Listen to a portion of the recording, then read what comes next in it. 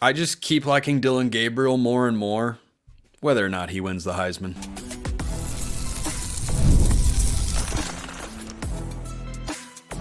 You are Locked On Ducks, your daily podcast on the Oregon Ducks. Part of the Locked On Podcast Network, your team every day. Yes, it is that time once again for Locked On Ducks. I'm your host, Spencer McLaughlin. Thank you so much for making this your first listen or your first view of the day, part of the Locked On Podcast Network, your team every day and your number one source to stay up to date with the Ducks. Today's episode brought to you by our friends over at FanDuel. Place your first $5 bet and you'll get $150 in bonus bets. Visit FanDuel.com to get yourself started. My individual standouts, maybe my favorite segment, just giving guys a shout out, sometimes obvious, sometimes not. And how good is this Oregon defense? Well, probably as good as I've seen in my lifetime. That's all coming up today. But we start with Dillon Gabriel, who is having an awesome year. 76% completion, over 2,300 yards passing, 18 touchdowns, 5 interceptions. I think we all agree the interceptions are probably higher than most of us thought 8 games into the season. We're 2/3 of the way in, and to the regular season, that is. And Dillon Gabriel is back to being the betting favorite for the Heisman Trophy. He was the preseason betting favorite to win the Heisman Trophy. He's currently the betting favorite to win the Heisman Trophy. I don't know if he gets there. And frankly, I don't care. And frankly, Dillon Gabriel doesn't seem to care. So James Crepea, the Oregonian, in his post-game press conference after the win against Illinois, asks him about being number 2 all-time in career passing yards. And Gabriel cuts him off immediately and just said, come on, James. Come on. I don't think it's a ridiculous question to ask, just to be clear. This is not a pile on James Crepea comment.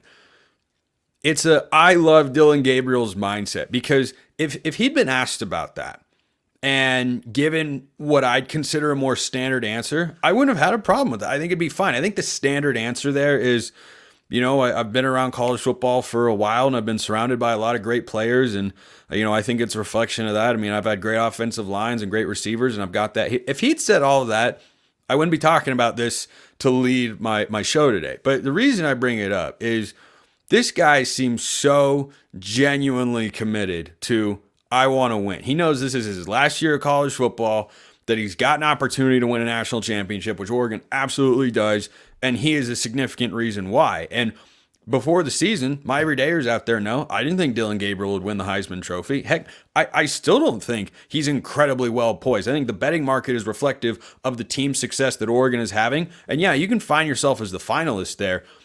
But Ashton Jeanty's numbers are bonkers, and Boise State doesn't look like they're going to lose another football game the rest of the season. So, yeah, you can make the case that he's going to get there. I just look at where Heisman Trophy winners at the quarterback position have been in recent years, and they've totaled over 5,000 total yards. I don't think Gabriel's going to get there. He's not on track to get there right now, and that's okay, because Gabriel and the rest of the Oregon team, and frankly, I think the Oregon fans, since Mariota already got over that hurdle, of course it's great to have a Heisman Trophy winner, and you would love to see that happen for Gabriel. That'd be one heck of a story for a guy who's a journeyman in college football at his third school. I think he'd be the first guy to win the Heisman Trophy who is at his third school. He was, of course, at UCF prior to his time at Oklahoma, but the fact that he heard Crepea asking that question and was so, what's the right word? Like he knew exactly where his head was at. I don't think that was a reflection of his media training or coaches telling him, hey, say this or answer this question that way. I think that was genuinely reflective of how he feels about individual accolades. I don't think he cares.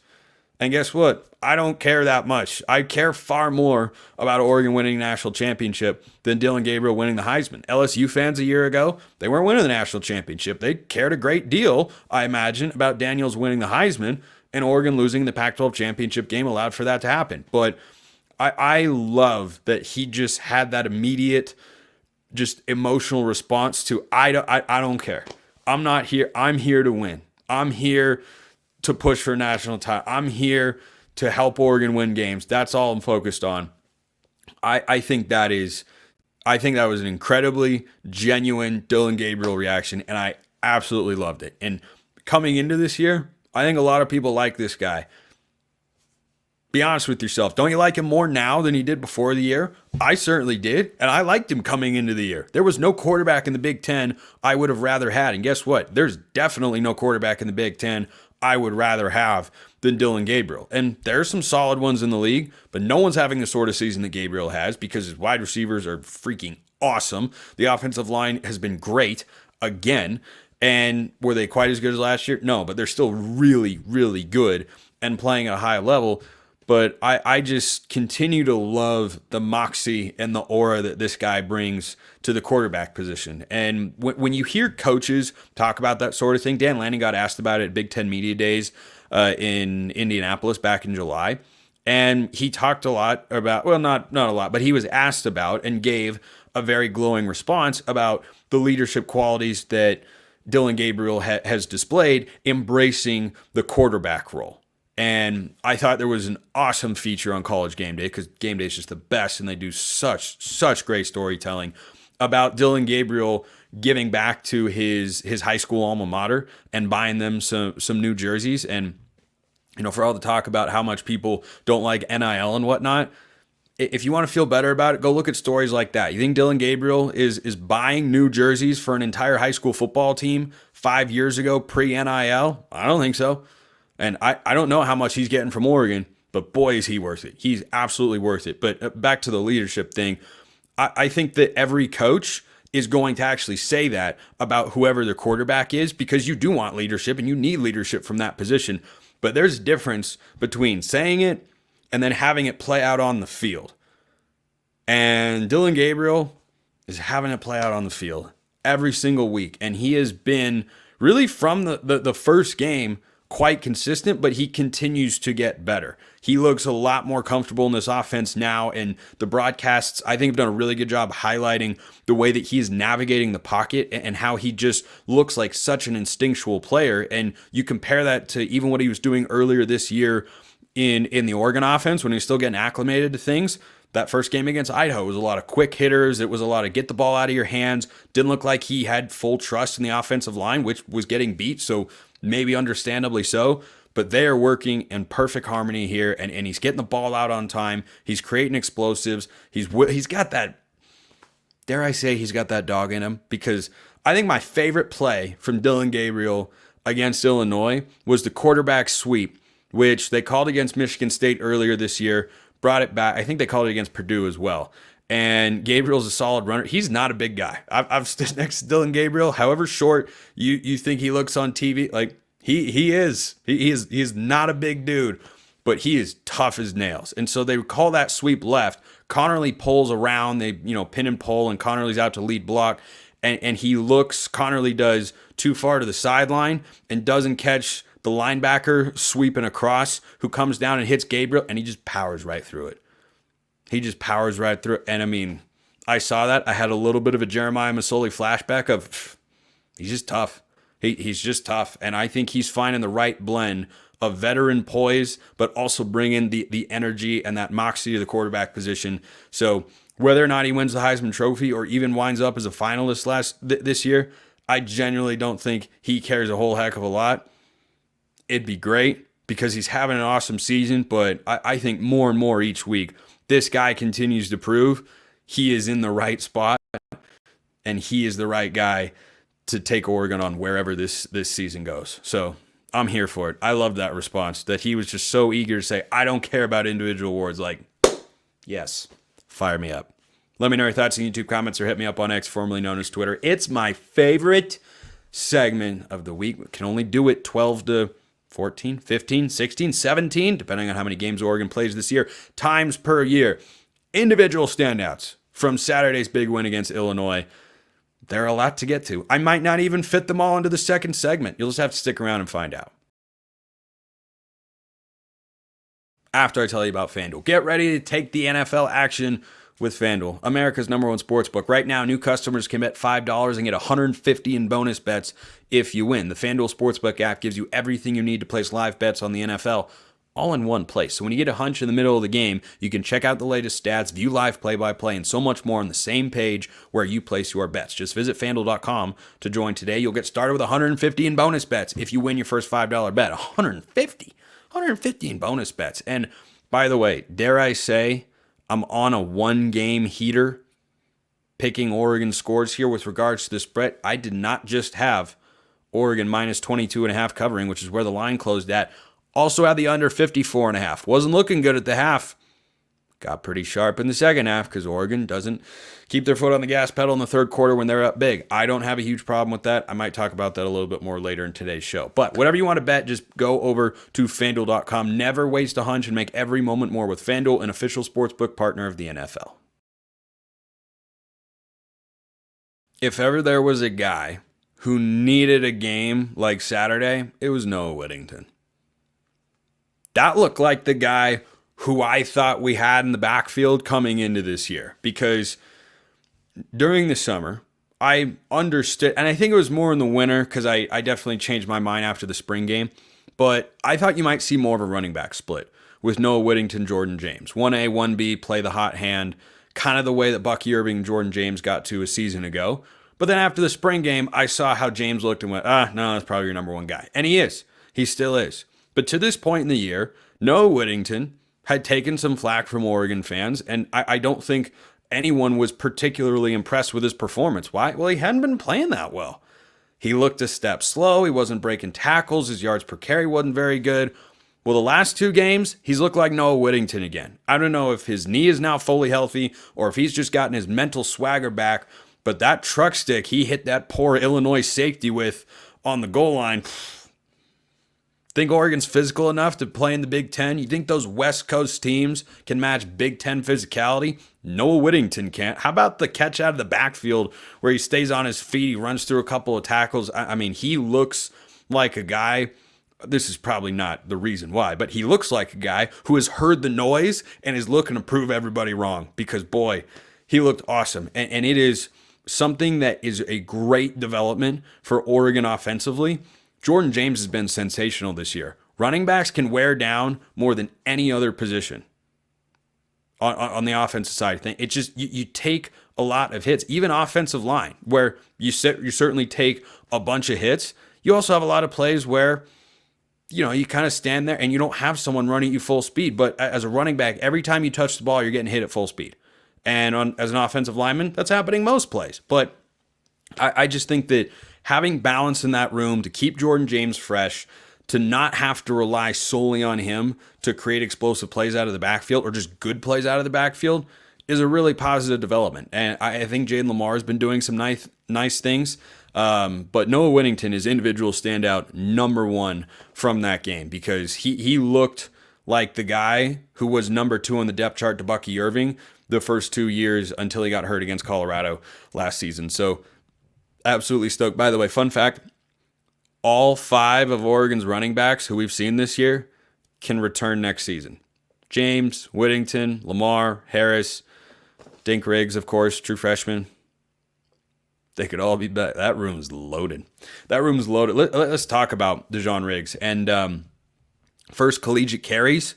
I don't know if it's because they wanted to give him an opportunity or save Jay Harris's red shirt or whatnot, but I tell you what, looked pretty good wearing LaMichael's number running the football. Breaks an arm tackle on his first carry. I think it was 24 yards. First collegiate carry, runs through an arm tackle, and then bounces to the outside and explodes. And he went, whoa, that was one of the lowest rated recruits in Oregon's 2024 recruiting cycle? That's a true freshman? Okay, great. I think Oregon's going to be really good at the running back position for the next couple of years. Hot take alert, but they're doing just fine. So Riggs definitely gets a shout out there. Justice Lowe. What more do you need to see? What more do you want to say? I know a lot of people before the year, because of how highly rated he was coming out of high school, thought that this would be Jurion Dickey stepping up in the event of injuries or suspensions. Gary Bryant Jr. is still hurt, and Trayshawn Holden was suspended for a game. Lowe stepped up, and I mean, Justice Lowe looks like a weapon. Long touchdown run, good route, just cooks his guy to the inside. Gabriel throws a beautiful ball, and he hauls it in. He's doing a lot of good things. And by the way, do not overlook the fact that Justice Lowe is a phenomenal blocker on the perimeter. He's moving guys around. The old Chip Kelly phrase, no block, no rock. Well, he gets the rock because he blocks really, really well. So I'm here for Justice Lowe love. This receiver room is just crazy talented. And I'm not overlooking Trayshawn Holden and thinking that he needs to, take a back seat to Justice Lowe. I think it's just a great thing for Oregon's offense that they can go from one guy to the next and just no drop off. Just no drop off. Josh Connerly. Go look at a lot of Oregon's big run plays or instances where Dillon Gabriel had a lot of time to throw the football. I didn't see his Pro Football Focus grade, and frankly, I don't care because I watched the game. Connerly was a beast, and we got to enjoy him while we got him because that guy looks like he's going to the NFL after the season. He could come back for next year and then maybe play himself into being a first-round pick in the 2026 NFL draft, but man, I every time I watched him, I felt like he won his rep, and a lot of times he was dominating and moving guys down the field. So absolutely love seeing that. This is a guy who I've really been high on for the last couple of years and is coming into his own, and I think next season is going to have a breakout campaign. That's Devin Jackson. I felt like at the start of this year, Devin Jackson was playing well enough to be on the field. I feel like in the last couple of weeks, even if the numbers don't always reflect it, he is making his presence felt more and more. Quarterback pressures. He looks so fast. And he is. That's why he was a pretty highly rated 4-star coming out of high school. He ran like a 10-4 100-meter dash. And he looks like a freak athlete out there. Oregon's going to lose Justin Jacobs, I believe, and definitely Jeff Bossa and Bryce Betcher after this season in that room. Got to keep Devin Jackson. I imagine they will. I think it's your starting primary linebacker next year because he just continues to make more splash impact plays. And when he hits guys, he hits them hard. And when he blitzes, there was a blitz where he caused a quarterback pressure. I don't remember. I think he was in on the fumble that wasn't. That shout out Big Ten officials. And when he blitzes through, he was just faster than Illinois. And he's been that many times this year. So Devin Jackson definitely gets a shout out here. How about Tysheem Johnson? An over-the-top downfield interception from a safety. Wasn't sure I'd see the day. Again. That was a great thing to see. And it was a good read. And, well, it was a good read by Tysheem. It was a horrible read by Luke Altmaier. But when a guy makes a play like that, you got to be able to capitalize. And he made a play down the field. That is the first. Somebody correct me if I'm wrong, but that is the first time a safety has had an interception more than 10 to 15 yards down we'll call it more than, let's see. Yeah, I think it's the first time since Brian Addison in 2022 that an Oregon safety has made an interception more than 15 yards down the field. Someone correct me if I'm wrong. I'm pretty sure it is. So Tysheem with a shout out, and Tysheem is just a dynamite tackler in space. Gosh, he looks good. Speaking of good, Brandon Johnson was bringing the house on those DB blitzes. Tosh Lupoy was saying, you know what? Let's send him again. We know how good he is in coverage, but that guy does everything. He's played that nickel or star position really well this season. From game one, he's probably been Oregon's most consistent, productive defensive back. He was causing a lot of havoc. And then Jamari Caldwell. Derek Harmon gets a lot of love. Mateo gets a lot of love. Why? Because they're disruptive. They're getting stats. They're racking up numbers. They're making big plays. But Jamari Caldwell is the guy who's getting the hockey assist. He's not getting the stats, but he's doing a lot more than you realize and creating 1v1 for others or swallowing up double teams. I love this Oregon defensive line. They don't even have Jordan Birch. Might be back this week. Would love to have him against Michigan to be sure, but man, that Oregon defensive line is really good, and Caldwell's been a big reason for that. The Houston transfer has been as advertised so far, and Derek Harmon has been somehow better than advertised. I did want to give myself a pat on the back for two reasons. I think I have earned it here. If you don't think I did, well, I'm going to prove you wrong. My score prediction was as close as it has been all year. Brett Bielema, could you have kicked one extra? Just kick the extra point. You weren't coming back in the game. I had Oregon 38-10, and they win 38-9. That was successful prediction number one. But number two, perhaps even better. My keys to the game for Oregon to win comfortably went like this. Number one, force turnovers. More than one. They forced two. Should have been three. Number two, start fast. Scored on their first two drives. I think first three drives, if memory serves. But they got a lead, And then number 3, create explosives. Which explosive play do you want to talk about? The touchdown to Justice Lowe? Just go to the touchdown run by Noah Whittington? Just go down the list. Go down the list. They did it all. Those are my keys to Oregon getting a big, comfortable win. And lo and behold, they got a big, comfortable win. So most of my score predictions have stunk this year. That one did not. So yay me, I suppose. Yay me. All right. You guys have questions that you submit via YouTube comments, X formerly known as Twitter, or become a Locked On Ducks insider. Link in the description below. You can get a free 14-day trial. And one of those questions is, when was the last time the defense was this good? Well, that's a good question to ask, and I'm going to answer it coming up next. First, let's talk about Game Time. They have this feature. It's called Game Time Picks. It makes getting tickets to see your favorite teams play live even easier. Yes, that includes Oregon, by the way. Game Time Kicks filters out the fluff to show you only incredible deals on great seats so you don't have to waste time searching through thousands of tickets. Don't eat the salad and bread. Well, bread can be really good at the buffet line. Don't eat the little tidbits. Go straight for the prime rib. That's the way to do it, and that's what Game Time does here with curation. It makes it easier to save more on sports, concerts, comedy, theater, whatever you're looking for, and they've got their lowest price guarantee, or Game Time will credit you 110% of the difference. Take the guesswork out of buying tickets with Game Time Picks. Download the Game Time app, create an account, use code LOCKEDONCollege for $20 off your first purchase. Terms apply. Again, create an account, redeem code LOCKEDONCOLLEGE. That's LOCKEDONCollege for $20 off. Download Game Time today. Not tomorrow, today. Because what time is it? It's game time.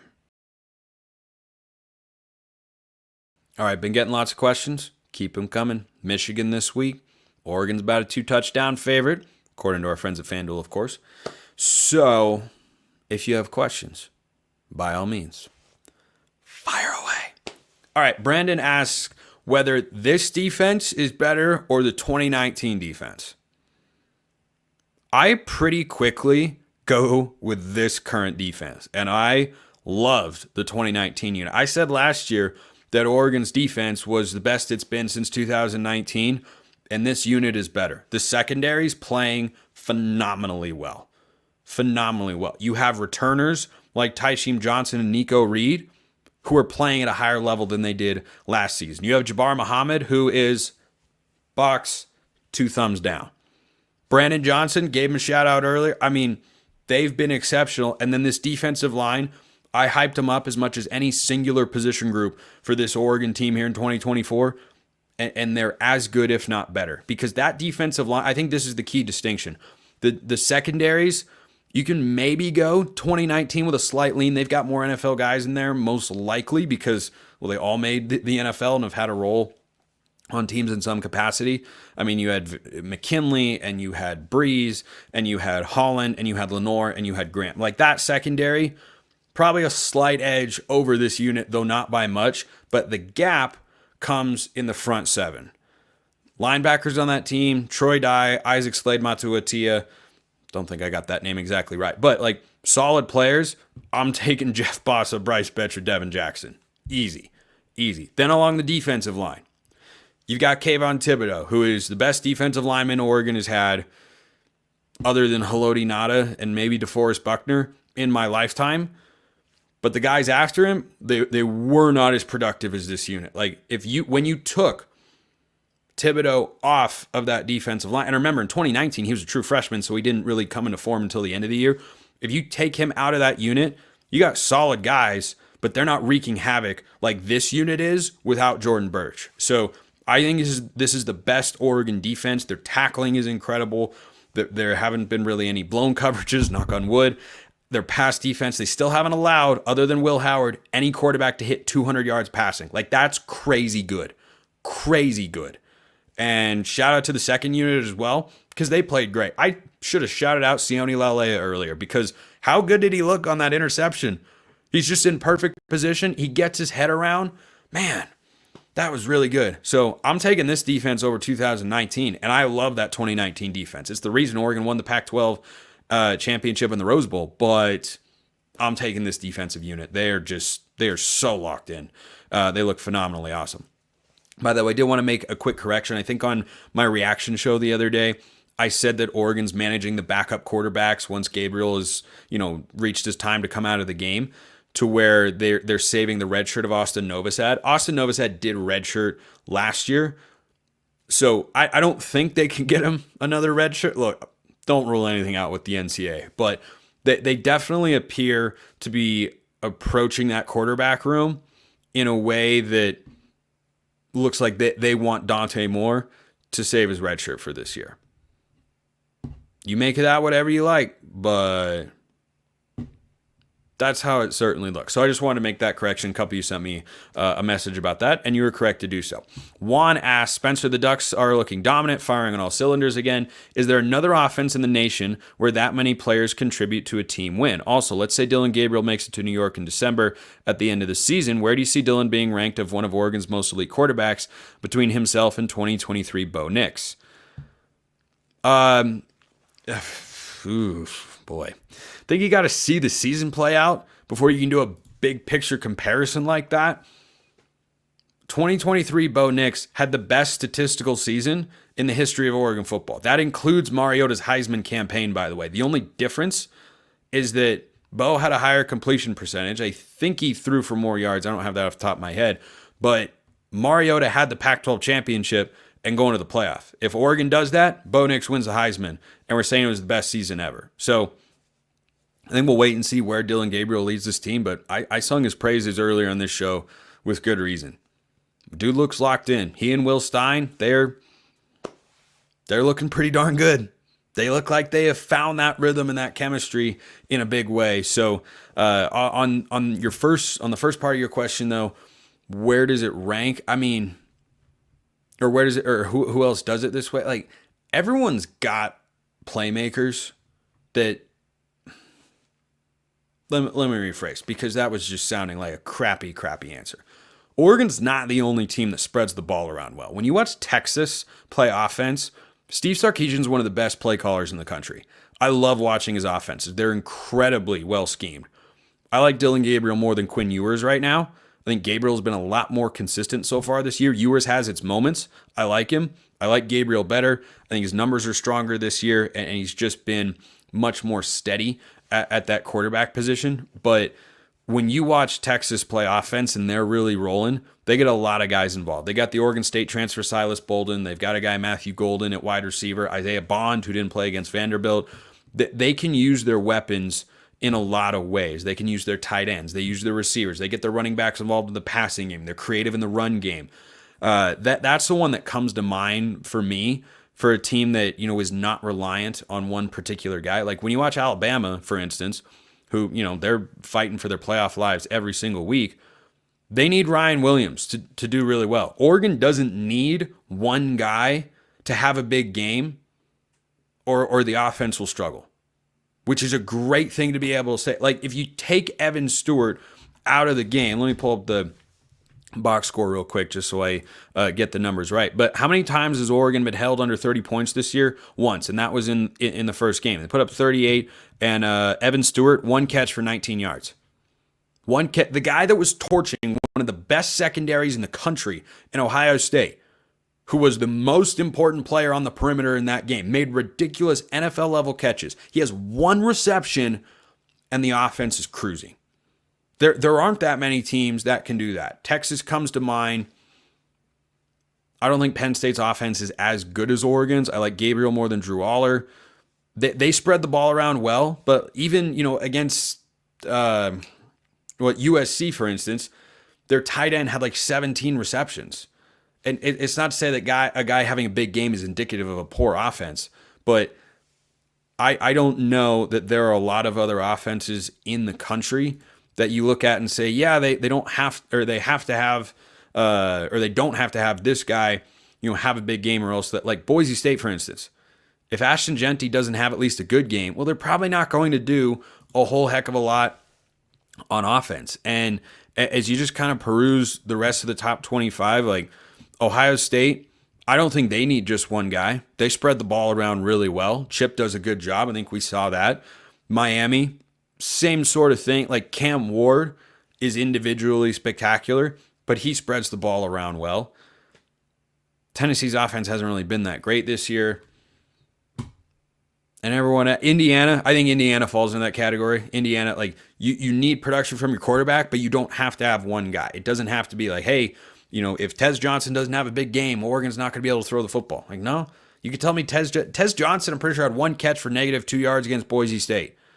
And once they made the offensive line switch, they were able to move the ball just fine. And they created explosives and won the football game, of course. So I think it's a good question that Oregon is able to answer in the best way possible. They can just beat you in a lot of different ways. Sometimes it's a Kenyon Sadiq game, and sometimes it's not. And I'm going to talk more about the tight ends on tomorrow's show, but Sadiq having a 16-yard run on the tight end fly sweeps, it's just such utter sicko behavior. But like, he touches the ball 3 times and totals 44 yards, and Oregon's got a lot of weapons. This is why you recruit. Talked about this yesterday. This is why recruiting matters, so that you have a strong depth of talent and playmakers on both sides of the ball, and Oregon's got that right now. Thanks for making this your first listen. Go make Locked On College Football your second. I host, giving you the biggest stories in this, the greatest sport on planet Earth. Appreciate everyone listening. I'll see you next time, and until then, hope you have a wonderful rest of your day.